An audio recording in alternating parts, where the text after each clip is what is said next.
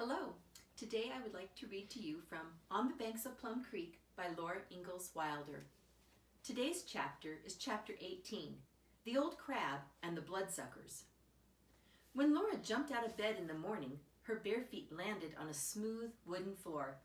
She smelled the piney smell of boards. Overhead was the slanting roof of yellow bright shingles and the rafters holding them up. From the eastern window she saw the little path going down the grassy knoll. She saw a square corner of the pale green, silky wheat field, and beyond it the gray-green oats. Far, far away was the edge of the great green earth, and a silver streak of the sun's edge peeping over it. The willow creek and the dugout seemed far away and long ago. Suddenly warm yellow sunshine poured over her in her nightgown. On the clean wood-yellow floor, the panes of the window were sunshine.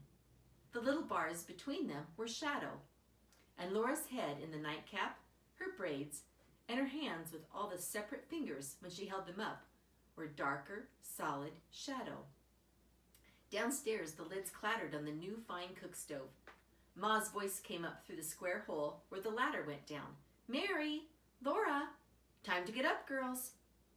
That was the way a new day began in the new house. But while they were eating breakfast in the large, airy downstairs, Laura wanted to see the creek. She asked Pa if she might go back to play there. "No, Laura," Pa said. "I don't want you to go back to that creek, where the dark, deep holes are. But when your work is done, you and Mary run along that path that Nelson made coming to work, and see what you find." They hurried to do the work, and in the lean-to they found a boughten broom. There seemed no end to the wonders in this house.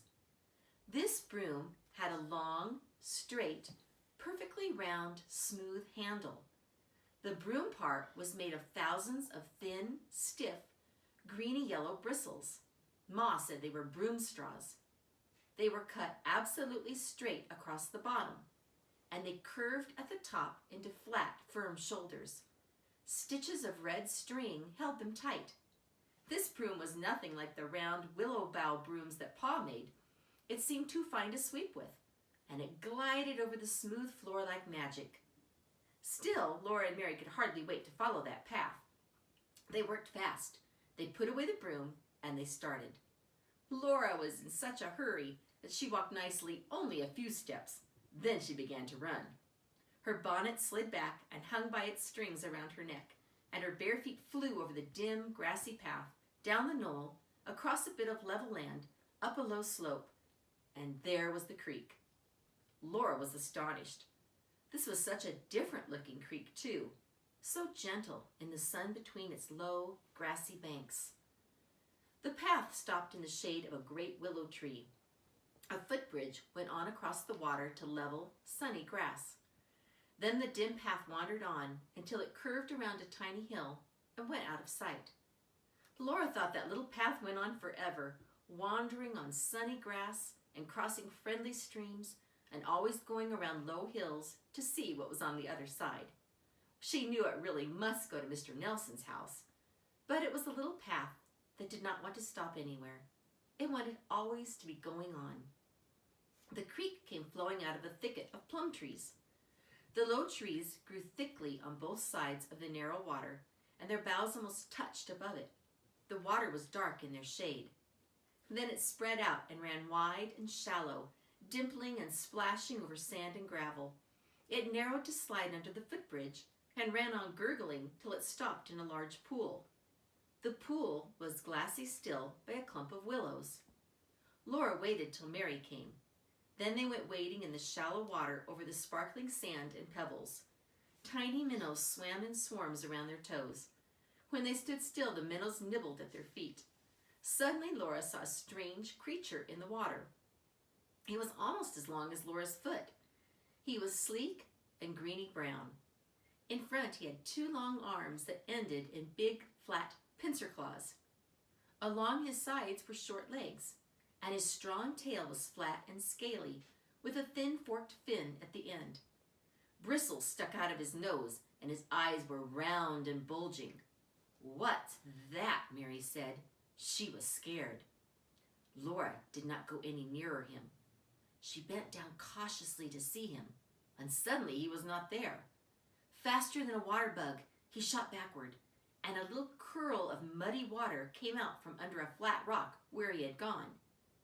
In a minute, he thrust out a claw and snapped it. Then he looked out. When Laura waded nearer, he flipped backward under the stone. But when she splashed water at his stone, he ran out, snapping his claws, trying to catch her bare toes. Then Laura and Mary ran screaming and splashing away from his home. They teased him with a long stick. His big claw snapped that stick right in two. They got a bigger stick, and he clamped his claw and did not let go till Laura lifted him out of the water. His eyes glared and his tail curled under him, and his other claw was snapping. Then he let go and dropped and flipped under his stone again. He always came out fighting mad when they splashed at his stone, and they always ran screaming away from his frightful claws.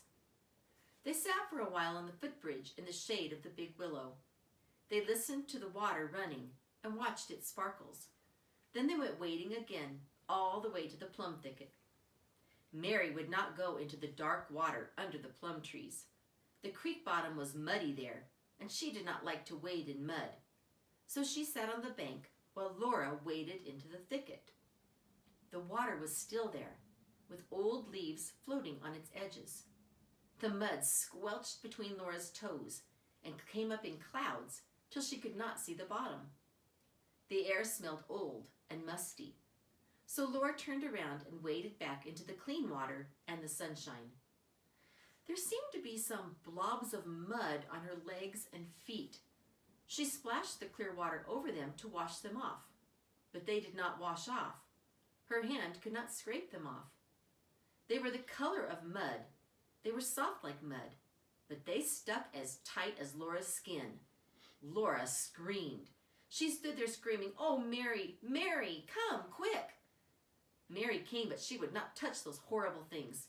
She said they were worms, and worms made her sick. Laura felt sicker than Mary, but it was more awful to have those things on her than it was to touch them. She took hold of one. She dug her fingernails into it and pulled. The thing stretched out long and longer and longer, and still it hung on. "Oh, don't! Oh, don't! Oh, you'll pull it in two," Mary said. But Laura pulled it out longer till it came off. Blood trickled down her leg from the place where it had been. One by one, Laura pulled those things off. A little trickle of blood ran down where each one let go. Laura did not feel like playing anymore. She washed her hands and her legs in the clean water, and she went to the house with Mary. It was dinner time, and Pa was there. Laura told him about those mud-brown things without eyes or head or legs that had fastened to her skin in the creek. Ma said they were leeches, and that doctors put them on sick people, but Pa called them bloodsuckers. He said they lived in the mud in dark, still places in the water. "I don't like them," Laura said. "Then stay out of the mud, Flutterbudget," said Pa. "If you don't want trouble, don't go looking for it." Ma said, "Well, you girls won't have much time for playing in the creek anyway. Now we're nicely settled and only 2.5 miles from town, you can go to school." Laura could not say a word. Neither could Mary. They looked at each other and thought, "School?" And that's the end of chapter 18. Thank you for listening.